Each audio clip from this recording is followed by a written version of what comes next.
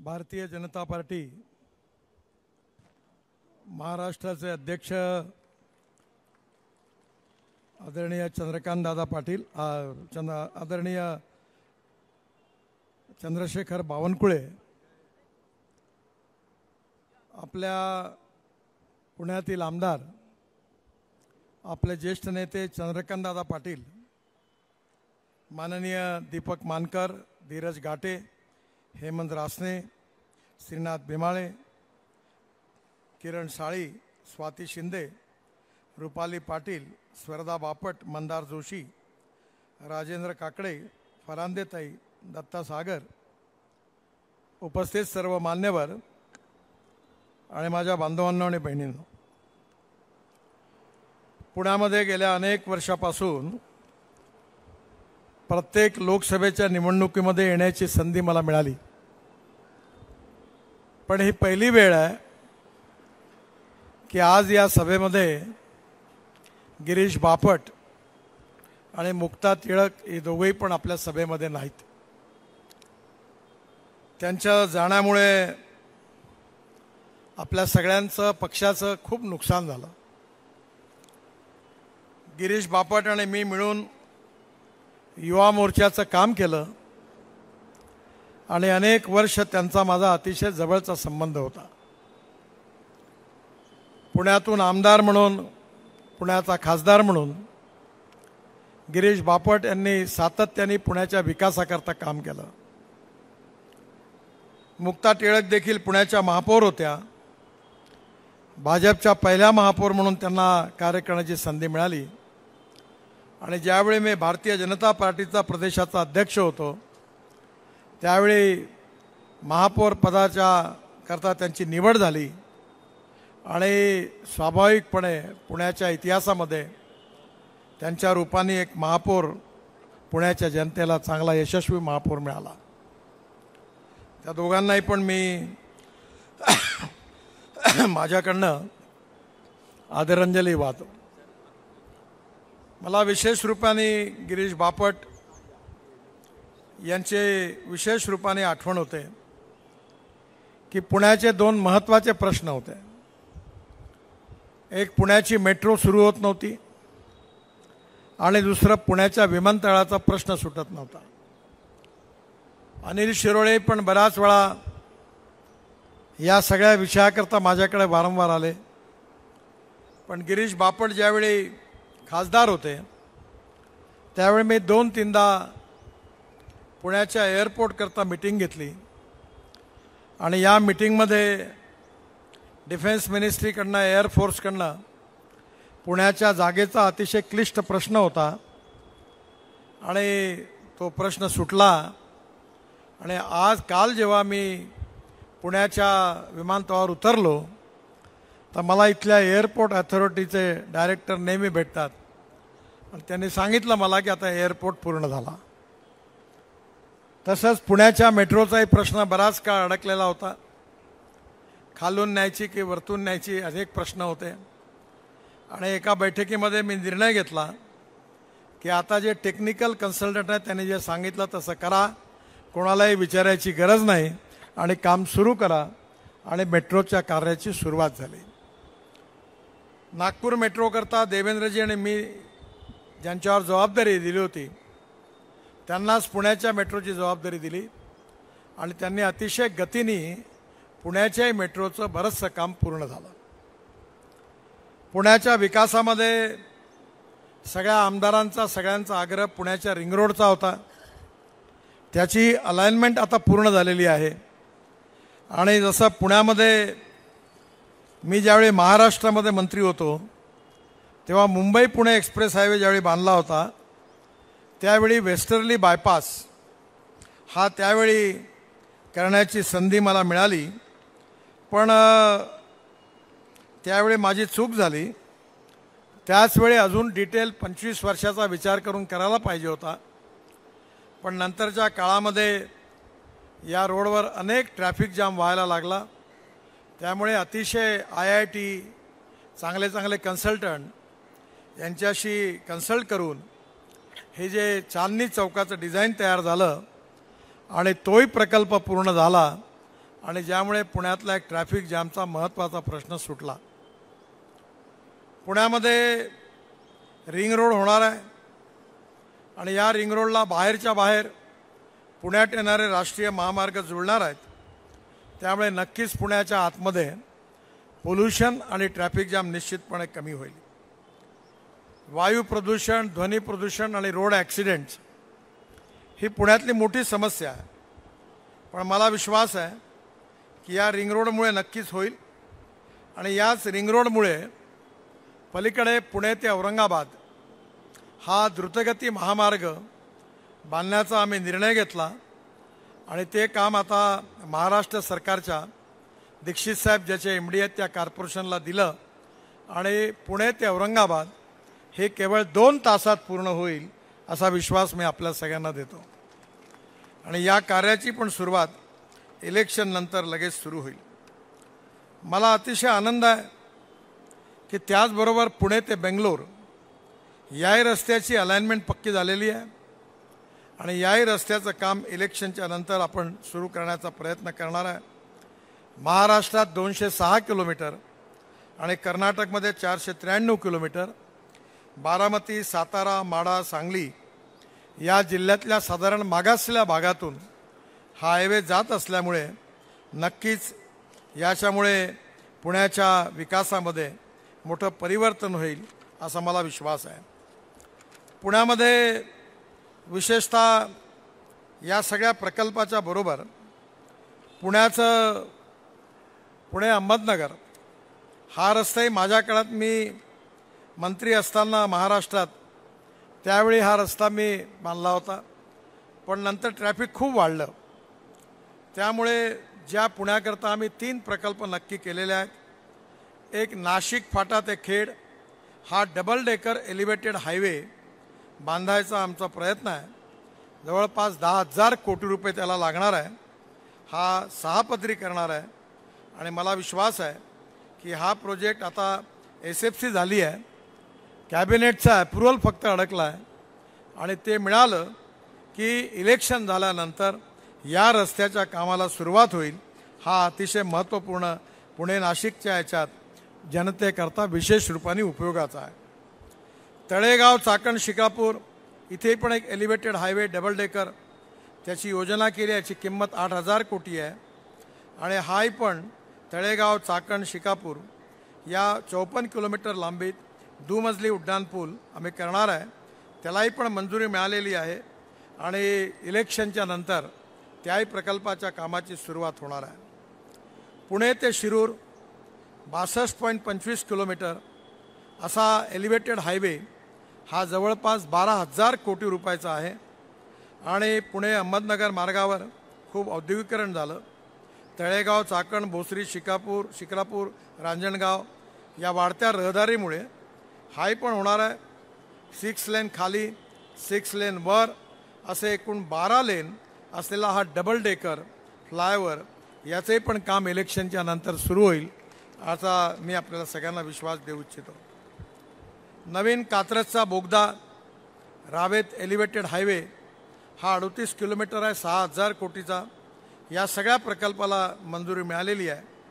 Western बायपासवरील Kivale चौक, पुनावळे भुयारी मार्ग, ताथोडे भुयारी मार्ग, भूमकर चौक, वाकड चौक, नवले पूल या 38 किलोमीटर लांबीत बरीच वाहतूक कोंडी आहे। मुंबईहून पुण्याकडे येताना किवळे चौक ते नवले पुलाच्या दरम्यान जी वाहतूक कोंडी होते ती सोडण्याकरता या भागात देखील एलिव्हेटेड कॅरिडॉर आम्ही बांधणार आहे।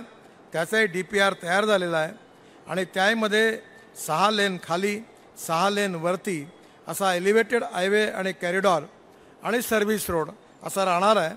त्यामुळे नक्कीच 1.5 तास ज्या ठिकाणी लागायचा त्या ठिकाणी अर्ध्या तासात हे काम होईल आणि याचेही काम इलेक्शनच्या नंतर सुरू होईल असा मी आपल्या सगळ्यांना विश्वास देतो। पुण्याच्या आसपासमध्ये पश्चिम महाराष्ट्रामध्ये जवळपास माझ्याच विभागातून 2 लाख कोटी रुपयापेक्षा जास्त कामं झाली। आता दीपक मानकर यांनी जसा अक्कलकोटचा उल्लेख केला तसं महाराष्ट्राचं दैवत म्हणजे पंढरपूर आहे आणि देहू तुकाराम महाराजांचं आपलं सगळेजण तुकाराम महाराज आपलं दैवत आहे आणि आळंदी ज्ञानेश्वर महाराजांची आणि दरवर्षी देहू आळंदीपासून पंढरपूरपर्यंत आपल्या पालखी मार्गा जी यात्रा निघते त्याकरता 12,000 कोटी रुपये खर्च करून एक मोठा पालखी मार्ग आपण जवळपास आता पूर्ण करत आणलेला आहे आणि इलेक्शनच्या नंतर त्याचंही उद्घाटन होणार आहे। मी स्वतः ही काळजी घेतली आहे की ज्ञानेश्वरीमध्ये वृक्षवल्ली म्हणून ज्याचा उल्लेख ज्ञानेश्वर महाराजांनी केलेला आहे ती झाडं या रस्त्याच्या बाजूला लावून याला भक्ती मार्गामध्ये त्याचं रूपांतर करण्याचा प्रयत्न केला। मला अतिशय आनंद आहे की या निमित्ताने महाराष्ट्रामध्ये ही सगळी कामं करण्याची संधी मला मिळाली। मी गेल्या 10 वर्षामध्ये महाराष्ट्राला रोड करता 5 लाख कोटी रुपयापेक्षा जास्त पैसे दिले।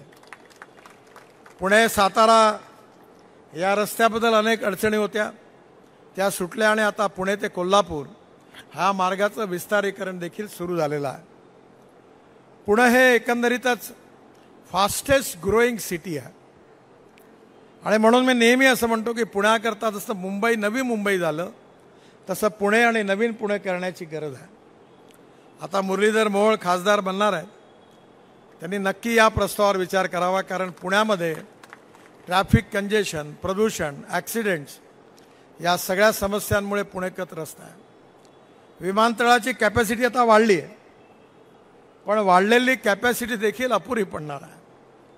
पुण्यातल्या स्वारगेटच्या एसटी स्टँडवर जशी गर्दी होते तशी पुण्याच्या एअरपोर्टवर गर्दी आहे आणि म्हणून येणाऱ्या काळामध्ये नवीन एअरपोर्ट ही देखील पुण्याची गरज आहे।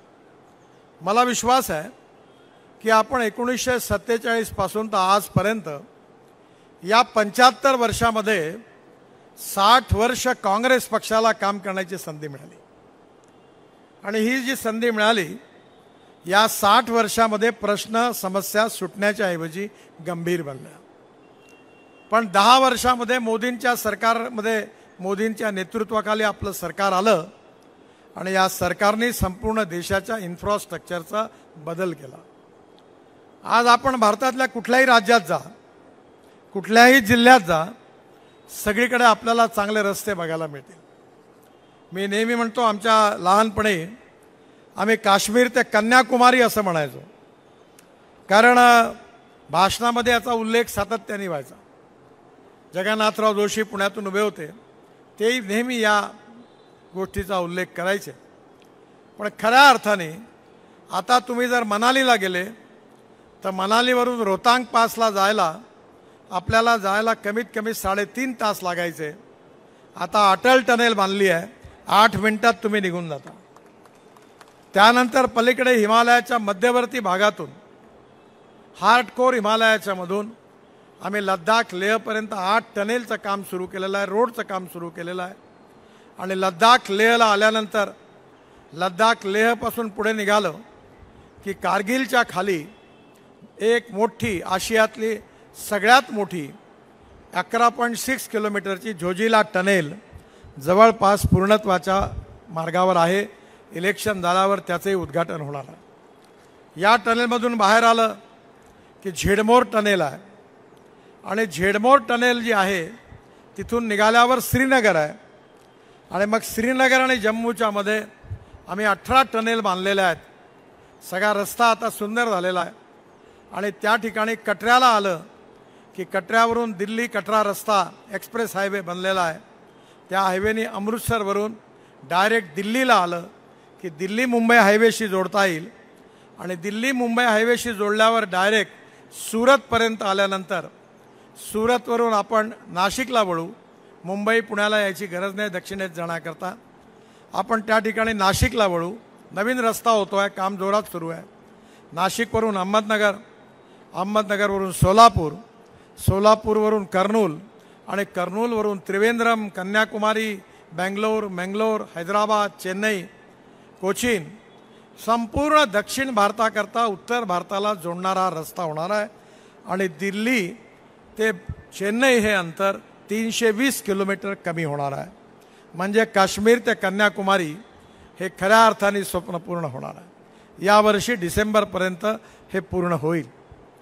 पण यात सगळ्यात मोठा फायदा पुणेकरांना आणि मुंबईकरांना आहे आज जो पूर्ण उत्तरेतला ट्रॅफिक हा जो दक्षिणेत जातो, तेलंगणा, आंध्र प्रदेश, कर्नाटक, तामिळनाडू, केरळ, आता तो ट्रॅफिक मुंबई पुण्याला येणार नाही, कोल्हापूर आणि सोलापूरला जाणार नाही, हा सुरतवरूनच वळून जाईल. त्यामुळे पुणे आणि मुंबईतलं ट्रॅफिक कंजेशन आणि प्रदूषण कमी होण्याकरता मोठी मदत मिळेल. हे देखील पुण्याकरता मोठं वरदान आहे. मोदीजी जेव्हा प्रधानमंत्री झाले तेव्हा आमच्या सरकारने हायेस्ट प्रायोरिटी ही इन्फ्रास्ट्रक्चर डेव्हलपमेंट करण्याकरता दिली. इन्फ्रास्ट्रक्चर डेव्हलपमेंट याकरता महत्त्वाचं आहे की ज्या ठिकाणी पाणी आहे, वीज आहे, रस्ते आहे, दळणवळणाची साधनं आहे, त्या ठिकाणी उद्योग आणि व्यापार वाढतो. आणि ज्या ठिकाणी उद्योग आणि व्यापार वाढतो तिथे रोजगार निर्माण होतो, गरिबी आणि भूकमरी दूर होते. आणि म्हणून आपल्या देशाला सुखी, समृद्ध, संपन्न केलं पाहिजे. आपल्या देशाला जगातली तिसरी अर्थव्यवस्था आपण बनवलं पाहिजे. आपल्या देशाची $5 ट्रिलियन इकॉनॉमी झाली पाहिजे. आपला देश खऱ्या अर्थाने सुखी, समृद्ध, संपन्न झाला पाहिजे. या भूमिकेतूनच उत्तम इन्फ्रास्ट्रक्चर या देशात विकसित झालं आणि आज आपलं एक्सपोर्ट हे जवळपास 3 पटीने वाढलं. आपला ॲग्रिकल्चर एक्सपोर्ट पण 3 पटीने वाढलं. भाजीपाला, फळं, फुलं, द्राक्ष, हळूहळू एक्सपोर्ट होणार आहे.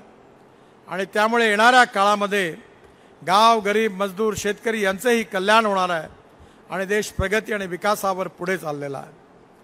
मला विश्वास आहे की देशाला जर पुढे न्यायचं असेल तर इम्पोर्ट कमी केलं पाहिजे आणि एक्सपोर्ट वाढवलं पाहिजे. आपल्या देशामध्ये 16 लाख कोटी रुपये आपण fossil fuel, petrol, diesel import करण्याकरता खर्च करतो. आमच्या सरकारने इथेनॉल आणलं. पुण्याच्या आसपास पश्चिम महाराष्ट्रामध्ये इथेनॉल तयार होतं. पुण्यामध्ये प्रधानमंत्र्यांनी 2 इथेनॉलचे पंप पण सुरू केले आणि आता इंडियन ऑइल 300 इथेनॉलचे पंप सुरू करणार आहे. माझ्याकडे टोयोटोची इनोवा दिल्लीत आणि नागपुरात आहे. ती 60% विजेवर चालते आणि 40% इथेनॉलवर चालते पेट्रोलच्या ऐवजी. फ्लेक्स इंजिन आहे आणि पेट्रोलच्या ॲव्हरेजमध्ये तुलना केली तर पेट्रोलचा रेट फक्त 25 रुपये लिटर पडतो. म्हणजे ग्राहकाचा ती फायदा आहे. बजाज, TVS, हिरो, होंडा या सगळ्यांनी आता इथेनॉलवर चालणाऱ्या बाईक आणि ऑटो रिक्षा तयार केल्या. 10 दिवसापूर्वी राजीव बजाज नागपूरला मला भेटायला आले होते. त्यांनी आता CNGवरची स्कूटर तयार केली. ते मला म्हणाले याची लॉन्च करण्याकरता तुम्ही वेळ द्या. आज आपल्या देशामध्ये आपण electric scooter, electric car, electric buses आणल्या. ज्यावेळी मी याची सुरुवात केली ट्रान्सपोर्ट मंत्री म्हणून तेव्हा मला पत्रकार विचारायचे की इलेक्ट्रिक गाडी जर रस्त्यात बंद पडली तर धक्का मारायला तुम्ही जाणार का? पण एकही गाडी बंद पडली नाही. तर खऱ्या अर्थाने आता electric scooter, electric auto rickshaw, electric car, electric bus popular झाली आणि आता इलेक्ट्रिक कार करता वेटिंग लिस्ट सुरू झाली. केवळ आपल्या देशामध्ये नाही तर आता आपल्या इलेक्ट्रिक बसेस आणि आपल्या गाड्या जगात निर्यात व्हायला लागल्या. पुण्यामध्ये ऑटोमोबाईल कंपोनंट्सचे मोठे मोठे उद्योग आहेत. पुण्याच्या चाकण MIDCमध्ये मी इलेक्ट्रिक मर्सिडीज लॉन्च करायला आलो होतो. त्यावेळी मर्सिडीजचे चेअरमन वर्ल्डचे आले होते आणि त्यांनी मला सांगितलं की आता आम्ही यानंतर केवळ इलेक्ट्रिकच गाड्या बनवणार, डिझेल, पेट्रोलच्या गाड्या बनवणार नाही. आणि म्हणून import substitute, cost effective, pollution free आणि इंडिजिनियस याच्या आधारावर आज ऑटोमोबाईल इंडस्ट्रीचा विकास झालेला आहे. आणि पुण्यामध्ये ऑटोमोबाईल इंडस्ट्रीचं हे माहेरघर आहे आणि या इंडस्ट्रीमुळे खूप मोठ्या प्रमाणावर रोजगार निर्माण झाले, प्रगती झाली, विकास झालेला आहे. आणि हे सगळं होण्याचं कारण पुण्यातलं इन्फ्रास्ट्रक्चर चांगलं आहे. आणि मला विश्वास आहे की पुण्यामध्ये एअरपोर्ट, रेल्वे स्टेशन, मेट्रो आणि त्याचबरोबर पुण्याचा रिंग रोड आणि पुण्यातले डबल डेकर रस्ते हे पुण्यातल्या जनतेचं जीवन सुसह्य करणार आहे. मला विश्वास आहे की जवळपास 2,500 कोटी रुपये मुळामुठा या नदीचं शुद्धीकरण करून त्याचा रिव्हरफ्रंट डेव्हलप करण्याकरताही पण मिळालेले आहे. याही प्रकल्पातून पुण्याचं सौंदर्यीकरण वाढणार आहे. पुण्यामध्ये सगळ्या इलेक्ट्रिक बसेस आता यानंतर येणार आहे. मी स्वतः मुंबईमध्ये डबल डेकर इलेक्ट्रिक बस बेसची लॉन्च केली होती. त्यामुळे येणाऱ्या काळात हे जे परिवर्तन झालं याची तुलना आपण जर 60 वर्षाच्या काँग्रेस सरकारशी जर केली आणि 10 वर्षाच्या मोदीच्या सरकारांनी केलेलं काम याची तुलना केली तर जे काँग्रेसवाल्यांनी 60 वर्षात नाही केलं त्याचं 3 पट काम आम्ही या 10 वर्षात करून दाखवलं. या देशाचा विकास झाला पाहिजे, शेतकऱ्याचा, शेतमजुराचा, सगळ्यांचा विकास होऊन भारत समृद्ध संपन्न झाला पाहिजे, हाच आमचा कार्यक्रम आहे. या देशामध्ये 47 साली 3 विचारधारा मोठ्या होत्या. एक काँग्रेसची लोकतंत्र समाजवादी विचारधारा होती, दुसरी विचारधारा समाजवादी पार्टीची होती, तिसरी विचारधारा कम्युनिस्ट पार्टीची होती आणि त्याचबरोबर एक स्वतंत्र पक्ष होता, त्यांची भांडवली व्यवस्थेचे ते समर्थक होते, लिबरल आर्थिक इकॉनॉमीचे समर्थक होते. या 4 विचाराची चर्चा होती. कम्युनिस्ट पार्टी संपली. आज चीनमध्ये आणि रशियामध्ये केवळ लाल झेंडा दिसतोय. मी जेव्हा चीनमध्ये भारतीय जनता पार्टीचा अध्यक्ष असताना चीनच्या अध्यक्षांनी आम्हाला आमंत्रित केलं होतं, त्यावेळी गेलो होतो. पूर्ण चीनमध्ये पब्लिक प्रायव्हेट इन्व्हेस्टमेंट आली आणि कम्युनिस्ट विचारधारा संपली. रशियामध्ये गेलो, रशियातही आता नाही आहे. हंगेरी नावाचा देश आहे, त्याची राजधानी आहे बुडापेस्ट. तिथे एक बगीचा आहे आणि त्या बगीचाच्या कोपऱ्यामध्ये मोठ्या प्रमाणावर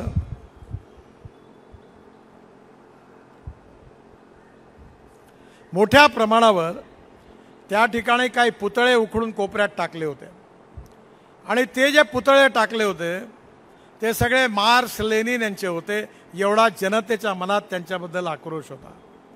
त्यामुळे कम्युनिस्ट संपले. पुण्यामध्येही समाजवादी नेते मोठे नेते होते. SM जोशी होते, नागा गोरे होते, मृणाल गोरे होत्या, जॉर्ज फर्नांडिस होते, मधु लेमय होते.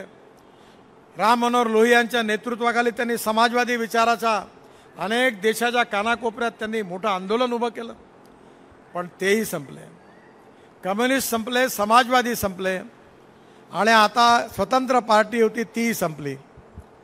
त्यामुळे आता भारतासमोर हा प्रश्न आहे की भारताच्या विकासाचा संबंध जे येणारं सरकार आहे ते कोणत्या आर्थिक नीतीवर चालणार आहे या आधारावर देशाचं भविष्य ठरणार आहे. आणि म्हणून पंडित दीनदयाल उपाध्यायांच्या आर्थिक चिंतनाच्या आधारावर या समाजातले जे शोषित आहे, पीडित आहे, दलित आहेत, आर्थिक, सामाजिक, शैक्षणिकदृष्ट्या जे मागासलेले आहेत, त्या तळागाळातले जी माणसं आहेत ज्यांना राहायला घर नाही आहे, ज्यांच्या अंगावर वस्त्र नाही आहे, खायला अन्न नाही आहे, त्या दरिद्र नारायणाला परमेश्वर मानून आम्ही असं काम करू की ज्या दिवसापर्यंत या सर्व दरिद्र नारायणांना रोटी, कपडा आणि मकान मिळणार नाही तोपर्यंत आपलं कार्य संपलं नाही असं समजून आम्ही काम करत राहू. हे पंडित दीनदयाल उपाध्यायाचं चिंतन हेच आमच्या विचाराचा आधार आहे. आणि म्हणून आज 25 कोटी लोक दरिद्र रेषेच्यातून बाहेर निघालेले आहे. हे कठीण काम आहे पण असंभव नाही आहे आणि या कामाला गतीने सुरुवात झालेली आहे. 10 वर्षात जर 25 कोटी लोक बाहेर निघाले तर पुढल्या 10 वर्षामध्ये या देशात गरिबी राहणार नाही. तरुण मुलाच्या हाताला काम मिळेल आणि आपला देश सुखी, समृद्ध, संपन्न होईल. जगातली 3री मोठी अर्थव्यवस्था बनल्याशिवाय राहणार नाही, हा माझा विश्वास आहे. आज काँग्रेसवाल्यांजवळ, राष्ट्रवादीवाल्यांजवळ विकासाच्या मुद्द्यावर चर्चा करायला त्यांना आधारच नाही आहे. लोक त्यांच्यावर विश्वास ठेवायला तयार नाही आहे आणि म्हणून जेव्हा कन्व्हिन्स करता येत नाही तेव्हा कन्फ्यूज करण्याचा प्रयत्न होतो की भारतीय जनता पार्टीवाले 400 जागा का म्हणतात, कारण त्यांना बाबासाहेबांचं संविधान बदलवायचं आहे.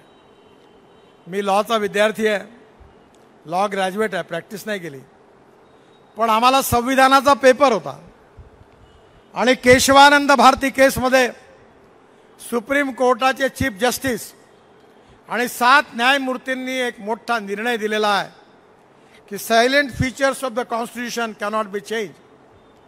घटनेचे मूलभूत तत्व कोणीही सरकार हो, कुठलीही पार्लमेंट असो, कोणी प्रधानमंत्री हो, कोणी राष्ट्रपती हो, घटनेतली मूलभूत तत्व कोणालाही बदलता येत नाही हा निर्णय झालेला आहे. हे मूलभूत तत्व काय आहे? लोकतंत्र, समाजवाद, धर्मनिरपेक्षता, freedom of speech, fundamental rights, ही जी मूलभूत तत्व ही बदलताच येत नाही. पण घटनेच्या पार्ट बी मध्ये जी कलमं आहेत त्याला मात्र दुरुस्ती करता येते. खरं म्हणजे मी इमर्जन्सीपासून कामात आलो. इंदिरा गांधींनी आणीबाणीच्या काळामध्ये घटनेची एवढी मोडतोड केली की घटना उद्ध्वस्त केली. नंतर जनता पार्टीने पुन्हा बदलवून ती प्रस्थापित केली. काँग्रेस पक्षाने 60 वर्षाच्या काळामध्ये ही घटना 80 वेळा तोडण्याचं पाप कोणी केलं असेल तर काँग्रेसवाल्यांनी केलं. आणि भारतीय जनता पार्टीच्या नावाने विशाल प्रचार करत आहेत की हे ना 400 जागा मिळाल्या तर हे संविधान बदलवणार. संविधान बदलण्याचा प्रश्नच उद्भवत नाही. आणि म्हणून आपल्याला जातीवादाचं राजकारण करतात, सांप्रदायिकतेचं राजकारण करतात, जातीमध्ये भांडणं लावण्याचा प्रयत्न करतात. मी पण लोकसभेला उभं होतो 3ऱ्यांदा. यावेळी लाखो मतांनी रेकॉर्ड ब्रेक मार्जिनने विजयी होणार आहे. माझ्याकडे मी कधीच बोलायला संकोच करत नाही. मी माझ्या भाषणात नागपूरच्या जनतेला सांगितलं की मी नागपूरचा आणि नागपूर माझा परिवार आहे. मी जात पात पंथ धर्म भाषा मानत नाही. गरीब असतो, गरीबाला जात पंथ धर्म भाषा नसते. ज्या भावात पेट्रोल डिझेल गॅस मुसलमानाला विकत मिळतं त्याच भावामध्ये हिंदूला आणि त्याच भावात दलिताला विकत मिळतं. या देशातली गरिबी, भूकमारी, बेरोजगारी ही खरी समस्या आहे. आणि म्हणून मी तर सांगितलं, माझ्या मतदारसंघात सांगितलं आणि जनतेलाही सांगतो, काही फरक पडत नाही. मी एकदा परवा बिहारमध्ये होतो, नंतर काल ओरिसात होतो. कुठेही फरक पडत नाही. जे पुढारी आपल्या कामाने निवडून येत नाहीत, जनतेचा विश्वास संपादन करत नाही, ते जातीच्या ढाली पुढे करतात. मी माझ्या मतदारसंघात सांगितलं, जो करेगा जात की बात उसको कसके पडेगी लात. माझ्याकडे कोणी नाही शिष्टमंडळ घेऊन. हे बावनकुळे साहेबांना माहिती आहे. मी या भानगडीत नाही पडत. पण मला आनंदाने तुम्हाला सांगतो, सर्व जात पंथ धर्म भाषेच्या लोकांनी बहुमताने मला मतं दिली आणि माझ्या पदयात्रेत ठिकठिकाणी स्वागत केलं. आणि म्हणून भारतीय जनता पार्टीची जी विचारधारा आहे की या समाजातली छुवाछूत, अस्पृश्यता, जातीयता नष्ट झाली पाहिजे आणि खऱ्या अर्थाने शिवशाही आणि रामराज्याची स्थापना झाली पाहिजे. छत्रपती शिवाजी महाराज आमचं दैवत आहे. माझ्या दिल्लीच्या माझ्या घरी आणि ऑफिसमध्ये आई वडिलांचा फोटो नाही आहे, पण छत्रपती शिवाजी महाराजांचा फोटो आहे. आदर्श राजा, आदर्श पिता, आदर्श पुत्र, आदर्श शासक, आदर्श योद्धा, आदर्शाच्या सगळ्या परिमाणामध्ये परिपूर्ण असणारा इतिहासातला एकमेव राजा म्हणजे छत्रपती शिवाजी महाराज. यशवंत, कीर्तिवंत, वरदवंत, सामर्थ्यवंत, जाणता राजा, निश्चयाचा महामेरू, बहुत जनासी आधारू, अखंड स्थितीचा निर्धारू, श्रीमंत योगी. मला सांगा, खरं म्हणजे सेक्युलर शब्दाचा इंग्लिश डिक्शनरीमध्ये अर्थ आहे सर्व धर्म समभाव. धर्मनिरपेक्षता अर्थ नाही आहे.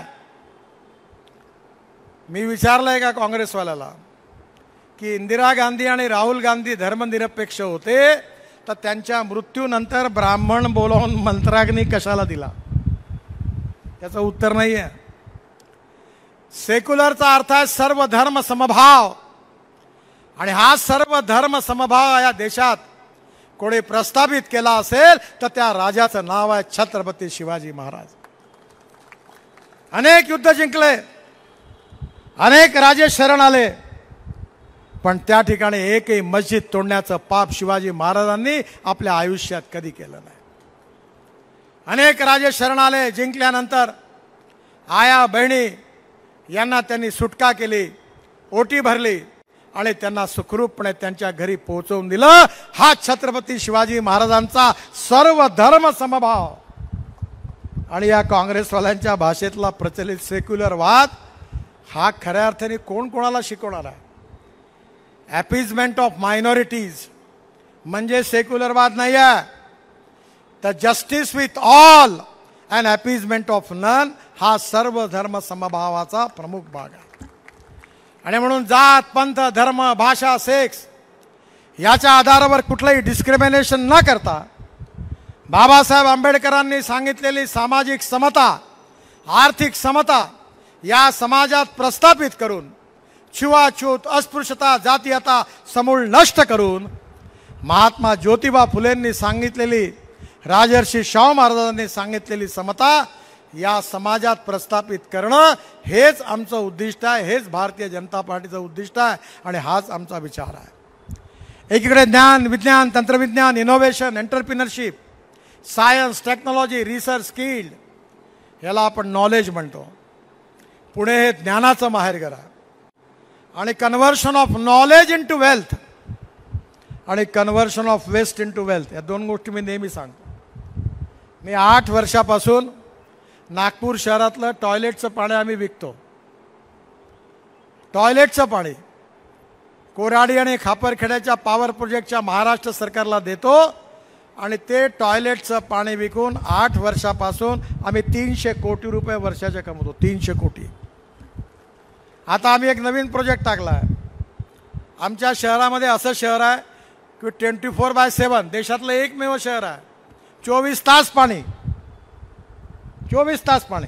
झोपडपट्टीमध्ये पाणी, सगळीकडे पाणी. 70% नागपूरकरांना 24 तास पाणी. आणि तिसरं आम्ही आता असं केलं की सॉलिड वेस्ट मॅनेजमेंटमध्ये कचऱ्यातून प्लॅस्टिक, मेटल, ग्लास आणि ऑर्गॅनिक वेस्ट बाहेर काढायची. मी ट्रान्सपोर्ट मंत्री आहे. माझ्याकडे हायड्रोजनची गाडी आहे, मर्सिडीजपेक्षाही चांगली आहे दिल्लीत. आणि आता हायड्रोजन आपलं भविष्य आहे.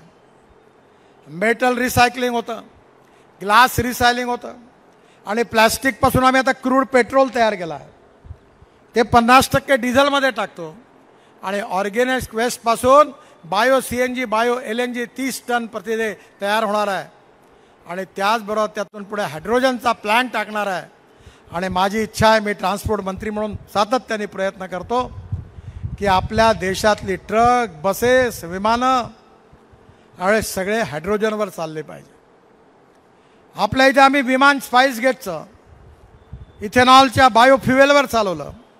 पुण्याच्या प्राजवाल्यांनी टाटाचं एअर एशियाचं विमान चालवलं. शेतकरी अन्नदाता नाही, ऊर्जादाता झाला. ऊर्जादाता नाही, इंधनदाता झाला. इंधनदाता नाही, आता पंजाब, हरियाणा, पश्चिम उत्तर प्रदेशमध्ये राईस स्ट्रॉ परलीपासून डांबर तयार झालं.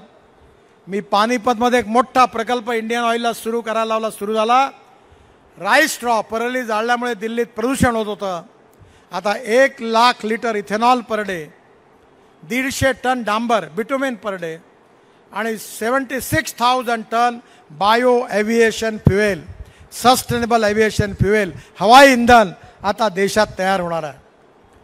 आणि आम्ही योजना तयार केली आहे की इंटरनॅशनल फ्लाईट आमच्या विमानतळावर उतरल्या पाहिजे. कारण आमचं हवाई इंधन आज पेट्रोलियम इंधनापेक्षा 2 रुपये स्वस्त राहील. डावोसमध्ये चर्चा झाली आहे की या पेट्रोलियम एव्हिएशन फ्युएलमध्ये आता 5% बायो एव्हिएशन फ्युएल तयार करून टाकायचं आणि या देशातला शेतकरी हायड्रोजन आणि हवाई इंधन तयार करणारा होईल. तुम्हाला वाटत असेल की मी स्वप्न दाखवून आलो. मी स्वप्न दाखवणारा नेता नाही आहे. मी जे बोलतो तेच करतो, जे करतो तेच सांगतो. आणि म्हणून पत्रकार बंधूंना सांगतो, माझ्या भाषणं तुम्ही रेकॉर्ड करून घ्या आणि माझ्या भाषणातली एकही गोष्ट झाली नाही तर ब्रेकिंग न्यूज लावा. आजपर्यंत एक मायचा लाल पैदा नाही झाला की ज्याने मला म्हटलं की तुम्ही हे केलं नाही. हे होणार आहे. हा देश बदलणार आहे. गरिबी दूर होणार आहे. स्मार्ट सिटी नाही तर स्मार्ट विलेज होणार आहे. तरुण मुलांच्या हाताला रोजगार मिळणार आहे. $5 ट्रिलियन इकॉनॉमी बनणार आहे आणि हा देश विश्वगुरू बनणार आहे. विज्ञान तंत्रविज्ञान याचा उपयोग करून आणि मूल्याधिष्ठित जीवन पद्धती, मूल्याधिष्ठित परिवार पद्धती, साहित्य, संस्कृती, कला, इतिहास, संस्कृती, विरासत याचा आधार घेऊन आपला देश, आपला महाराष्ट्र, आपलं पुणे, आपली माणसं ही विश्वगुरू बनवल्याशिवाय राहणार नाही देशाला. पण ते जर बनवायचं असेल तर योग्य नीती असली पाहिजे. ते जर बनवायचं असेल तर योग्य नेतृत्व असलं पाहिजे. आणि म्हणून नरेंद्र मोदींच्या नेतृत्वाखाली या राष्ट्राचं पुनर्निर्माण करण्याकरता जे आव्हान, जे मिशन आम्ही स्वीकारलेलं आहे त्याला तुमचे आशीर्वाद पाहिजे. तुम्ही सगळ्यांनी मिळून पुन्हा एकदा मोदीजींच्या नेतृत्वाखाली एनडीएचं सरकार दिल्लीमध्ये आणा. 10 वर्षात जे काम झालं वो तो ट्रेलर था, असली फिल्म शुरू होना बाकी है. आणि हे स्वप्न भारतीय जनतेचं पूर्ण करायचं असेल तर या ठिकाणी एनडीए आणि भारतीय जनता पार्टीचा विजय झाला पाहिजे. या ठिकाणून मुरलीधरच्या रूपाने एक तरुण, उत्साही, आपल्या समस्या सोडवू शकणारा, आपला आवाज उठवू शकणारा एक चांगला कार्यकर्ता उमेदवाराच्या रूपाने उभा आहे. आपल्या सर्व युतीचं समर्थन आहे. आणि मला विश्वास आहे की एकीकडे मोदींचं इंजिन आहे आणि मी पुण्यामध्ये एवढंच तुम्हाला सांगतो की तुमच्या जीवनामध्ये ज्या ज्या विभागाने कोणी जेवढे जास्त कामं नसतील केले तेवढे 50 वर्षात मी पुणे जिल्ह्यात आणि पश्चिम महाराष्ट्रात कामं केली. 2 लाख कोटी रुपयाची, 18,000 कोटी म्हैसाळ, टेंभू हे सगळ्या दुष्काळी भागात मी गेलो होतो, पाणी पोहोचवण्याचं काम केलं. माझ्यावर विश्वास ठेवा. एक मोदींचं इंजिन आणि मागून माझं इंजिन दोन्ही लावू आणि पुण्याची ही जी राजधानी एक्सप्रेस आहे ही रेकॉर्ड ब्रेक स्पीडने दिल्लीला जाईल आणि तुमचा विकास केल्याशिवाय राहणार नाही. तुमचे आशीर्वाद मुरलीधरच्या मागे राहू द्या. त्याला प्रचंड मताने विजयी करा. जात, पंथ, धर्म, भाषा याचा विचार न करता आपल्या भविष्याचा विचार करा, भवितव्याचा विचार करा. एनडीएला, भारतीय जनता पार्टीला विजयी करा अशी विनंती करतो आणि माझं भाषण संपवतो. माझ्याबरोबर जोरात म्हणा, भारत माता की, भारत माता की, भारत माता की. नमस्कार, धन्यवाद.